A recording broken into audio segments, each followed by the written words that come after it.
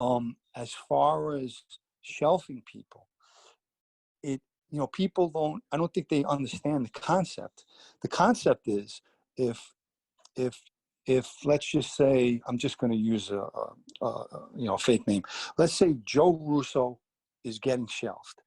Joe Russo better understand what that means. And what it means is, we would kill you if this was years ago, but we're shelving you. It doesn't mean that, hey, we don't want you, nobody's going to bother with you no more, which is true. And you're done, and, you're ostracized. It also means, if we had the opportunity and could have gotten away with it, you were going. We were killing you. So it's serious. And there has been a lot of guys, some shelved over reasons that I just disagree with. There was one particular guy, and I'm not going to mention his name. He's a Staten Island guy who was definitely a good guy and a tough guy. And some people will know who I'm talking about. And he had a situation in prison, and he supposedly and allegedly had cut his wrist. His wife was leaving him. It wasn't me. All right. And because I've heard some other stories. So, and obviously, this guy was a friend. Yeah. And when I was in prison, I wasn't a friend. But this guy was in prison and was a friend.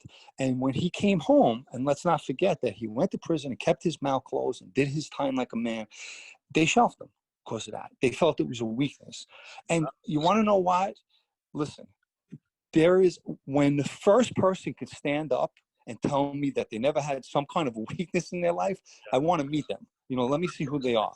And with that being said, they shelved a good guy, and I didn't know him that well, but what I knew of him was, so it was a loss for them. It was a loss.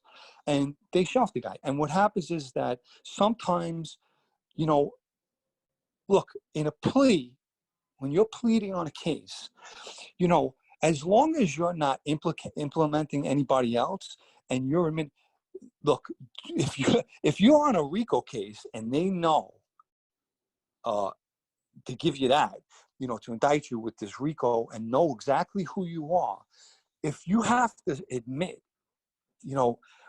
I mean, in today's times, it's insanity to ostracize a guy for admitting.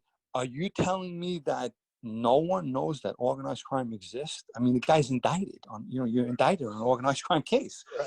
So there was guys who made some kind of statements or via the lawyer made a statement to the court, and they have shelf guys. And I've seen guys, as you and I have spoken about, have been brought back because you can come off that shelf.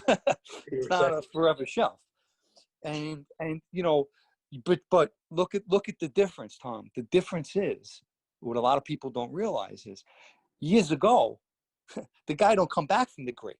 Years ago, you were getting killed, and you can't turn around and say, oh, you know what, Joe wasn't such a bad guy. It wasn't a bad move. All right, let's dig him up and bring him back to life.